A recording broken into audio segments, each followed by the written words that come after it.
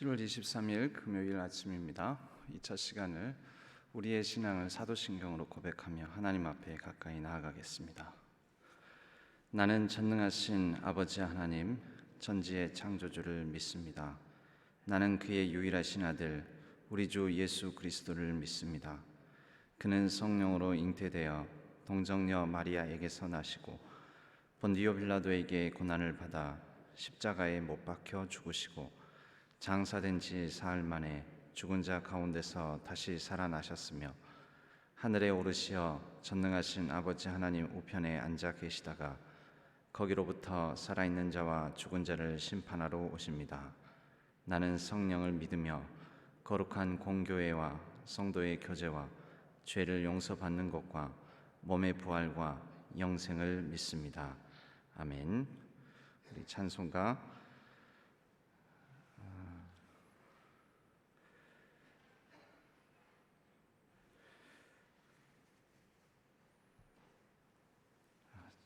잠시만요. 찬송가 322장입니다.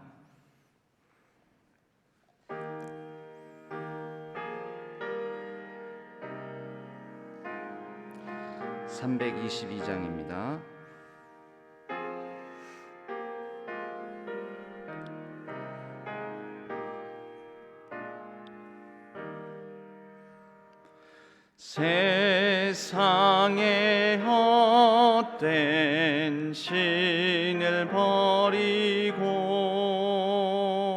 하나님 이름 높여 기리세. 온 천하 백성 모두 나와서 다같이 하나님만 섬기세. 세상의 헛된 우상 버리고 인간의 모든 복의 영화와 거짓과 불의 모두 버리고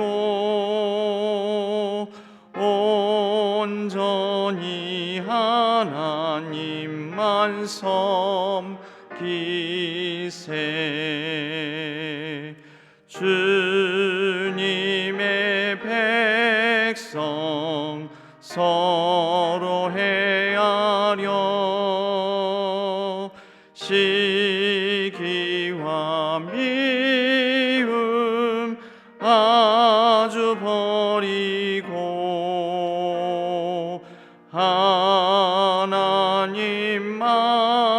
하나님만을 홀로 섬기는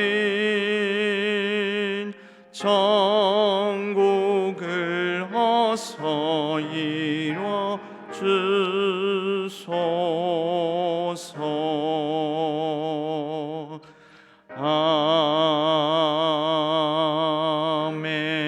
아멘. 하나님 아버지, 우리의 여러 헛된 마음을 내려놓고 우리의 거짓과 탐욕으로 가득 찬 마음도 내려놓고 여러 우리의 불의와 또 연약함과 부족한 가운데 우리의 모든 간절함을 하나님 앞에 내려놓고 오직 하나님만 바라며 하나님 앞으로 나아갑니다. 하나님, 우리가 전심으로 하나님을 바라며 하나님께서 채워주실 은혜와 하나님께서 인도하시는 그 걸음걸음을 향하여 발걸음을 내딛는 삶이 되게 하여 주옵소서. 이 아침 이 하루를 하나님 앞에서 시작하게 하셨사오니 오늘 하루를 마칠 때에는 하나님께 더 깊은 감사와 또 기쁨으로 하나님을 찬양하며 하루를 마무리 지을 수 있도록 이 하루의 삶을 온전히 하나님의 영으로 충만케 하여 주옵소서. 우리의 가정과 자녀, 손들, 또 우리의 교회의 상황들, 또 우리의 이 나라와 이 민족, 온 세계 열방에 신음하고 고통 가운데 몸부림치는 모든 것들을 하나님 앞에 온전히 의탁합니다. 하나님께서 다스려 주시고 선한 걸음으로 인도하여 주옵소서. 코로나19의 상황을 하루속히 종식될 수 있도록 하나님께서 온 세계 열방 가운데 역사하여 주시고 주님의 은혜 가운데 하루속히 치료제와 백신이 개발되고 또 잘 효험 있게 접종되고 효과를 드러내어 우리의 모든 일상이 회복되고 하나님을 마음껏 찬양하고 함께 모여 예배드릴 수 있는 공적 예배가 회복될 수 있도록 도와 주옵소서.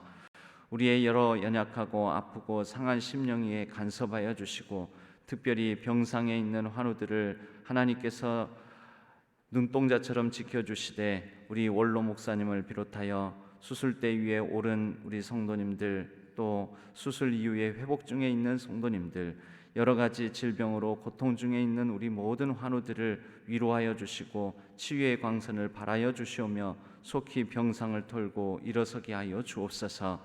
하나님의 능력이 깃든 오늘 하루가 되게 하여 주옵소서. 남과 북의 엄혹한 상황 가운데 간섭하시고 이 나라 위정자들 또 정치 지도자들 모든 대선을 앞두고 하는 모든 과정 가운데 간섭하여 주심으로 민의를 받들고 하나님의 정의와 공의를 이뤄갈 수 있는 귀한 지도자가 간택될 수 있도록 도와 주옵소서. 우리 미얀마 땅 위에 하나님의 자유와 평화를 더하여 주시고 그 땅의 모든 불의가 사라지며 하루속히 하나님의 공의가 그 땅 가운데도 이루어지게 하여 주옵소서. 오늘 하루의 삶을 온전히 하나님께 의탁하옵고 우리 주 예수 그리스도의 이름으로 간절히 기도하옵나이다. 아멘. 오늘 하나님께서 주시는 말씀은 이사야서 46장 1절에서 13절까지의 말씀입니다. 이사야서 46장 1절에서 13절까지의 말씀.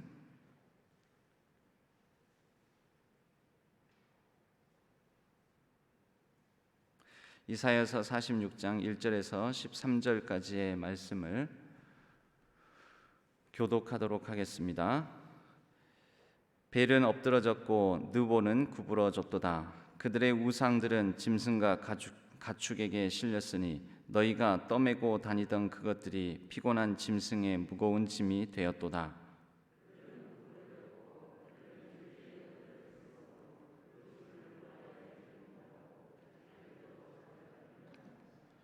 야곱의 집이여 이스라엘 집에 남은 모든 자여 내게 들을지어다. 배에서 태어남으로부터 내게 안겼고 태에서 남으로부터 내게 업힌 너희여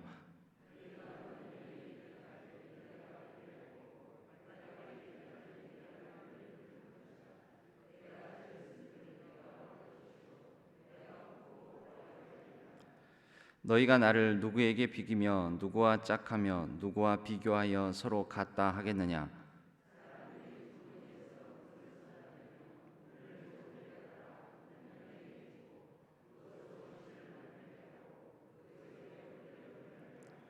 그것을 들어 어깨에 메어다가 그의 처소에 두면 그것이 서 있고 거기에서 능히 움직이지 못하며 그에게 부르짖어도 능히 응답하지 못하며 고난에서 구하여 내지도 못하느니라.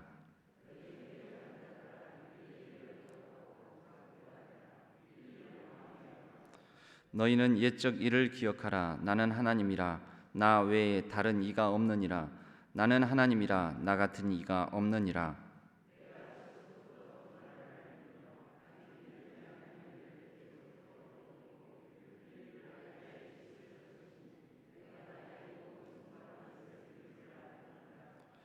내가 동쪽에서 사나운 날짐승을 부르며 먼 나라에서 나의 뜻을 이룰 사람을 부를 것이라. 내가 말하였은즉 반드시 이룰 것이요 계획하였은즉 반드시 시행하리라.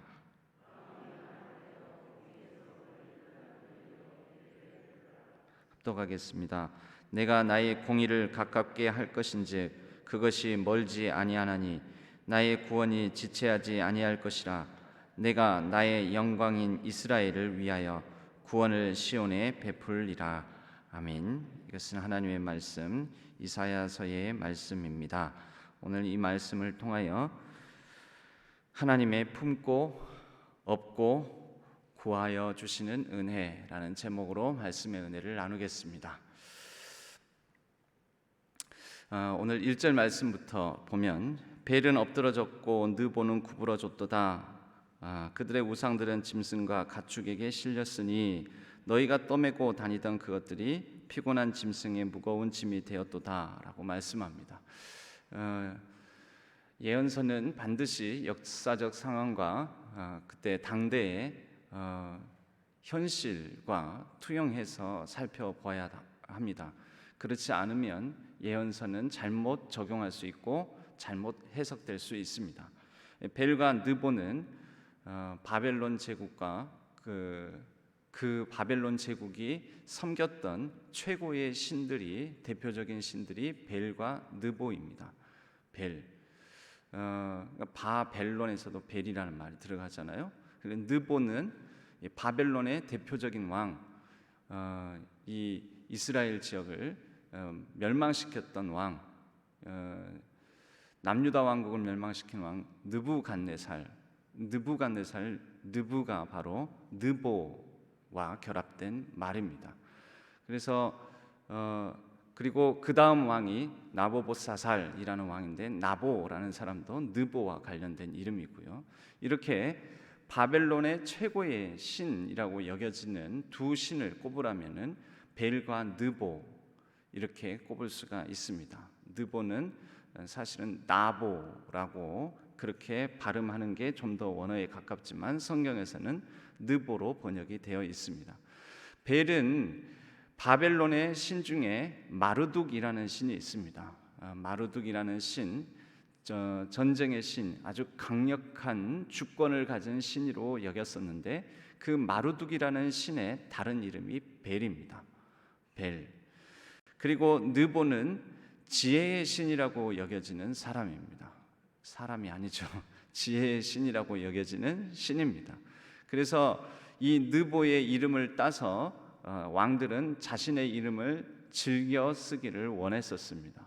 바벨론 제국의 왕들은요. 바벨론 땅에 살다 보니 바벨론의 이 벨과 느보의 신전이 어마어마하게 크게 지어져 있었고, 바벨론 제국의 위엄과 영광을 나타내는 이 신전의 위용을 따라서 유대인들도 포로로 끌려간 바벨론 땅에서 아무래도 이 영향을 받게 됩니다. 오늘 이러한 강력한 위엄과 또 영광을 드러냈던 신전이 이제 북동쪽, 바벨론 제국의 북동쪽에서 일어났던 바사 제국, 바사 제국은 처음에는 자신들의 힘이 약했기 때문에 메데라는 왕국과 힘을 합해서 바벨론 제국을 몰아내게 됩니다. 그래서 북동쪽에서 메데와 바사의 연합군이 바벨론 제국의 땅을 야금야금 쳐들어오게 되고, 그리고 바벨론 제국은 점점 더 쇠약해지게 되고 결국은 멸망하게 됩니다. 그 멸망의 과정 중에서 제일 처음에 하는 일이 뭐겠습니까? 그들이 섬겼던 신전을 철저히 무너뜨리고 그들이 섬겼던 신상을 철저하게 회파시키고 무너뜨린 다음에 그것들을 훼손하는 일들을 하죠. 왜? 우리 신이 저들 신을 이겼다. 보통 신은 그 나라, 그 제국, 그 나라 왕과 황제들을 지키는 자이기 때문에, 섬겼고 지키는 자이기 때문에 철저하게 무너뜨리는 것입니다. 철저하게.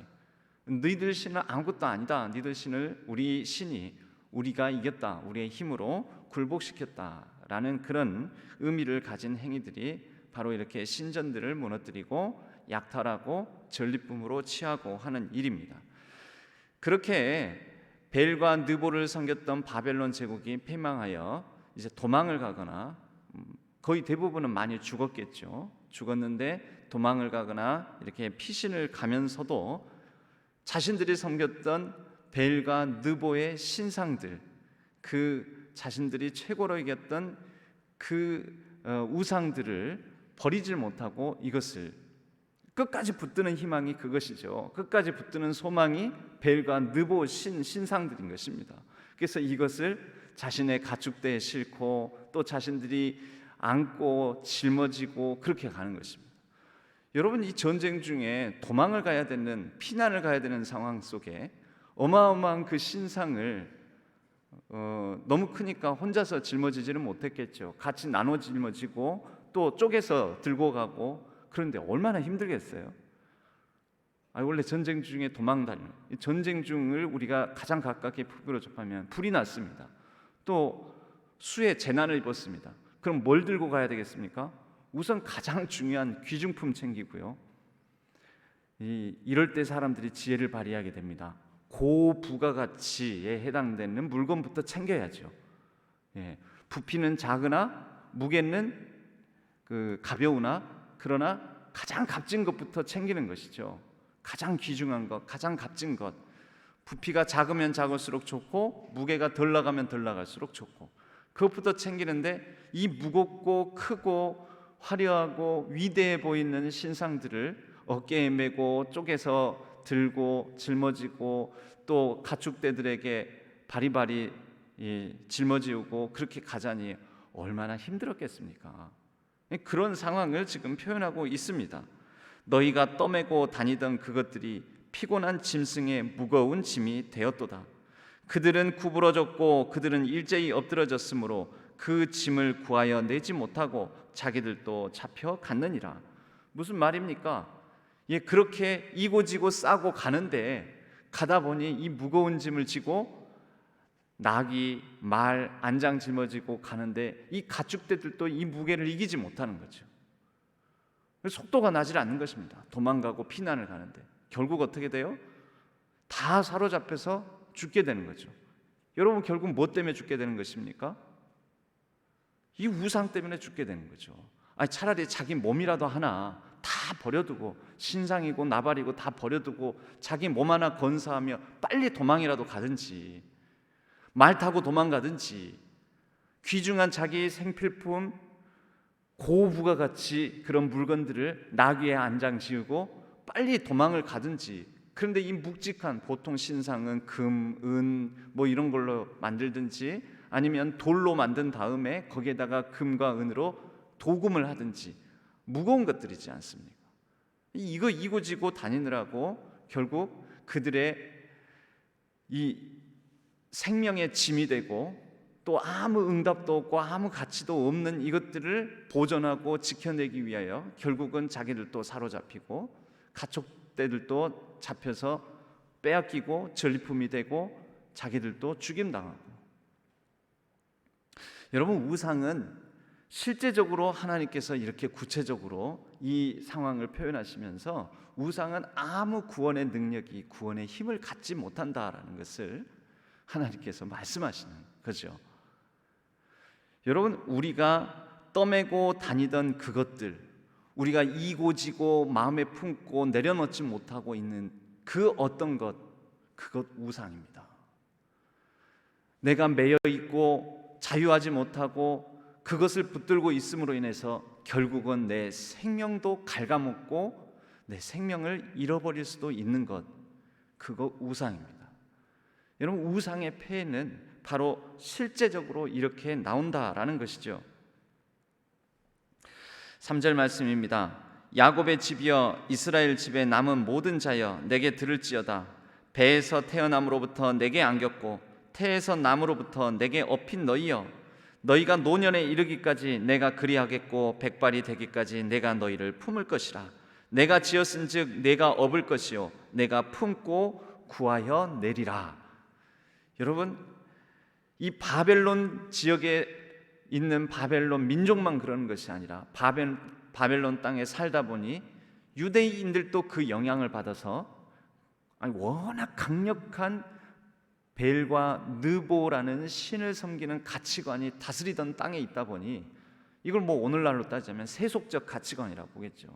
세속적 가치관에 사로잡혀 살다 보니 유다인들도 물이 들어가지고 그들도 이 전쟁 중에, 혼란한 중에 마치 벨과 느보 이 신을 붙들어야 될 것이라는 그런 마음, 한편으로는 하나님을 섬긴다 하면서도 다른 한편으로는 벨과 느보를 마음에 품고 있는 그 마음. 근데 여러분, 이건 짐이에요. 짐. 실제적으로 아까 말씀드렸듯이 짐입니다. 근데 그 짐을 이고지고 살아가는 그 안타까운 모습에 하나님은 오히려 거꾸로 이렇게 말씀하시는 겁니다. 너희들이 이고지고 그 우상이라는 짐을 지고 살아가고 있는데 나에게는 너희들이 짐이다. 그러나 나는 기꺼이 유다인 내가 택한 민족 나의 백성들 너희들을 기꺼이 짐지고 살아가겠다. 안고 업고 품고 구하며 살아가겠다.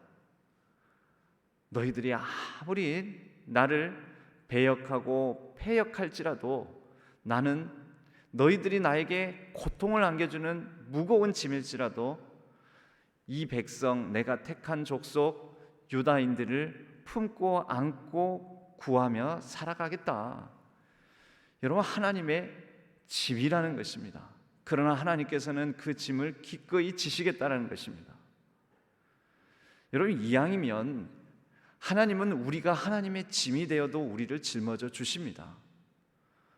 우리가 잘못 살고 패역하여도 하나님은 우리를 붙들고 끝까지 놓지 않으시고 우리를 안고 품고 구하여 주십니다. 그런데 이왕이면 하나님의 짐이 아니라 하나님의 짐을 덜어주는 존재가 되면 얼마나 좋겠습니까? 이왕 하나님 믿을 거라면, 이왕 하나님을 믿고 우리가 함께 신앙생활 하는 거라면 짐이 아니라 짐을 덜어주는 자로, 하나님의 마음을 시원케 하는 자로 살아가면 얼마나 더 좋겠습니까? 내가 누군가의 짐이 아니라 누군가의 짐을 짊어져 주는 사람이 되면 얼마나 좋겠습니까? 여러분, 교회의 신자를 크게 나누면 이렇게 나눌 수가 있습니다. 새신자. 그럼 그 다음은 뭘까요? 새신자. 이제 믿기 시작한 사람, 새신자. 그럼 그 다음 뭘까요? 새의 반대말이 뭐겠습니까? 그렇죠, 헌신자죠. 새신의 반대는 헌신이잖아요. 워드플레이를 사용하자면, 언어 유희를 사용하자면, 여러분, 새신자의 상대되는 개념은 헌신자입니다. 그런데 헌띠고 신자가 아니라 헌신자입니다. 여러분, 새신자는 우리 교회가 품어주고 안아주고 짊어져 줘야죠. 양육하고 모르니까, 여러 가지 모르고 또 익숙치 않으니까, 낯서니까 품어줘야죠. 안고 품고 그들이 믿음의 길로 올바른 신앙생활을 할 수 있도록 도와줘야죠. 그러면 아무래도 누가 짐을 져야 되겠어요? 헌신자가 져야죠. 헌신자가. 그럼 교회가 오래됩니다. 교회가 오래되면은 교회를 오래 다닌 성도님들도 생깁니다. 당연하죠. 그럼 교회를 오래 다니고 교회를 오래 섬긴 사람들은 어떤 역할을 해야 되겠습니까? 여전히 새신자와 같아야 되겠습니까? 여러분, 어떤 신발이 편합니까? 보기에는 새신이 좋습니다만 어떤 신발이 편합니까? 헌신이 편합니다. 편하기는, 내 발에 편하기는 헌신이 편합니다. 그리고 헌신 신고 다닐 때에는 진흙탕 튀길랴, 흙탕물 튀길랴, 뭐 묻을랴 이런 신경 안 쓰잖아요. 어차피 헌신인데 하고, 또 뒤에 뒷굽도 그냥 이렇게 굽혀서 신잖아요. 편한 거예요. 편한 거. 편하게 신을 수 있는. 그런데 새 신은 그렇게 편하게는 못 신죠. 뒤에 뒷굽이 굽어질라 싶어가지고, 그리고 발도 적응하는데, 그래서 물집도 헌신에서는 안 생깁니다. 물집은 다 새 신에서 생깁니다. 교회의 무리는 새신자가 일으켜야지 정상입니다. 그런데 교회의 물집은 헌신자에게서 생기면 안 됩니다. 헌신자는 오히려 교회의 짐을 나눠지고 교회의 고통을 분담하고 교회의 아픔을 함께하면서 교회의 짐을 같이 짊어지며 풀어나가고 해결해 나가는 성도님들이셔야 합니다. 그런데 오래 다녔는데도 교회의 짐이 되고 고통이 되고, 더 나아가 하나님의 짐이 되고 하나님의 고통이 된다면, 여러분, 그것은 너무나 안타까운 일 아니겠습니까? 물론 그럼에도 불구하고 하나님은 그 모든 사람들을 품어주고 업어주실 것이며 구원하여 주실 것입니다. 품고 업고 안고 구원하신 하나님이 우리 곁에 우리 가운데 계십니다. 그러나 여러분, 철이 들면 들수록 신앙생활 오래 하면 할수록 우리가 더욱더 하나님의 은혜를 알면 알수록 하나님의 짐이 아니라 짐을 같이 짊어지는 귀한 신앙생활을 하는 우리 모두가 되었으면 합니다. 하나님께서는 다시 한번 말씀하십니다. 너희가 나를 누구에게 비기면 누구와 짝하면 누구와 비교하여 서로 같다 하겠느냐. 여러분, 우상은 짐입니다. 우리의 짐이래요. 우리의 짐. 우상은 항상 인격이 없습니다. 듣지도 않습니다. 들어주지 않습니다. 그러니까 전쟁 중에 이거지고 가야 될 짐에 불과하지요. 그러나 그런 우상과 하나님을 감히 비교할 수 있겠습니까? 하나님은 들어주시고 우리의 마음 알아주시고 우리의 어떤 고통도 헤아려 주시며 풀어주시고 우리의 모든 삶에 응답해 주시는 분이십니다. 그리하여 우리의 모든 아픔과 고통으로부터 구원해 주시는 분이십니다. 설령 시련과 환난을 당하고 있는 사람에게도 피할 길을 주시는 분이십니다. 하나님께서 그 모든 연약함과 인생의 아픔들을 통하여 이 모든 것을 합력하여 선을 이루어 가시는 분이십니다. 우리는 그런 하나님을 믿습니다. 그런데 6절 말씀에 보면 사람들이 주머니에서 금을 쏟아내며 은을 저울에 달아 도금장에게 주고 그것으로 신을 만들게 하고 그것에게 엎드려 경배하며 그것을 들어 어깨에 메어다가 그의 처소에 두면 그것이 서 있고 거기에서 능히 움직이지 못하며 그에게 부르짖어도 능히 응답하지 못하며 고난에서 구하여 내지도 못하느니라. 여러분, 이 돌이잖아요. 돌이나 나무에다가 그냥 도금 입혀놓은 거잖아요. 아무것도 아닌, 듣지도 못하고 움직이지도 못하고 부르짖어도 아무 응답도 못 주는 그런 것들을 붙들고 자유하지 못한 삶을 산다라는 거죠. 저와 우리는 하나님 안에서 참 자유를 누리는 귀하고 복된 존재인 줄로 믿습니다. 우리는 우상 따위에 얽매이지 않습니다. 여러분, 우상이 꼭 나무나 이런 돌로 지어 새겨 만든 그런 상만 우상이 아닙니다. 우리의 마음에 잘못된 생각도 우상들입니다. 잘못된 사상도 우상입니다. 세상적 가치관도 우상입니다. 이 모든 우상들은 우리에게 구원의 길을 내지 못합니다. 응답하지 못합니다. 복을 주지 못합니다.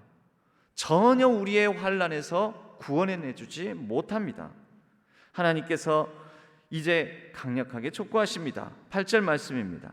너희 패역한 자들아, 이 일을 기억하고 장부가 되라. 이 일을 마음에 두라. 어떤 일입니까?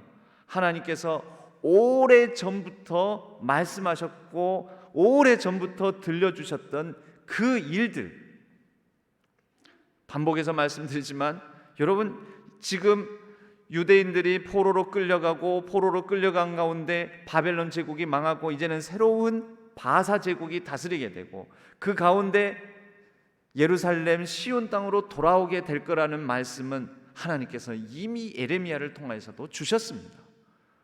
이 일은 그 일입니다.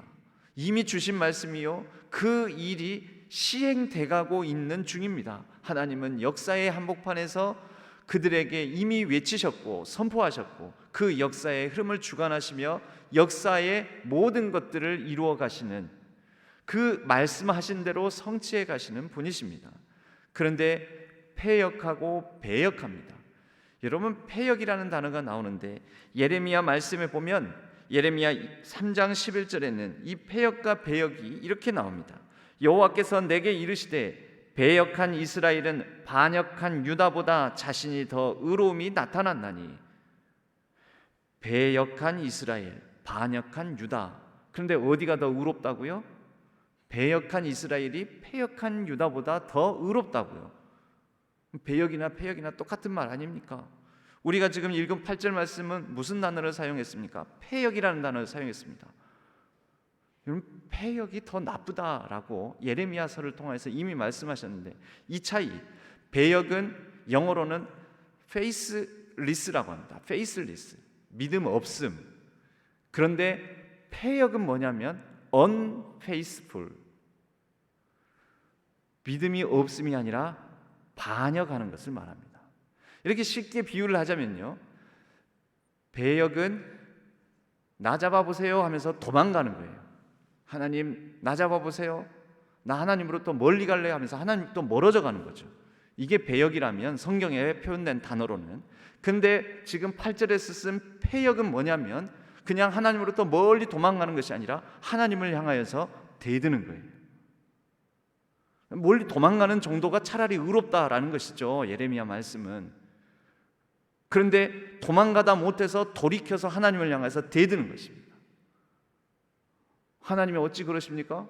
하나님 당신이 뭔데 우리에게 이러십니까? 하나님 말씀이요? 아이고 웃기고 있네 하면서 하나님 말씀을 우습게 여기는 겁니다. 하나님의 위엄과 신성과 권위를 무너뜨리는 것입니다. 이게 패역이에요. 그런데 그 패역한 백성조차도 하나님께서는 다시 한번 촉구하시면서 내가 너에게 말하여 했던 그 일들, 그 말씀들을 기억하며 돌아오라라는 것이죠. 너희는 옛적 일을 기억하라. 이 옛적 일도 예전부터 들려주었던 그 말씀을 기억하라라는 것입니다. 나는 하나님이라 나 외에 다른 이가 없느니라. 나는 하나님이라 나 같은 이가 없느니라. 계속해서 하나님은 어제 말씀도 그제 말씀도 계속 말씀하시죠. 어제 말씀도 그제 말씀도 그 시점이 우리는 하루 사이에 들었지만 이 유대인들에게는요 몇 년 사이에 듣는 것입니다. 몇 년 전에 했던 그 말 기억하니? 나 여호와 너희에게 이 나밖에는 다른 신이 없다. 이제 돌아오라. 그리고 그만 나에게 대들라.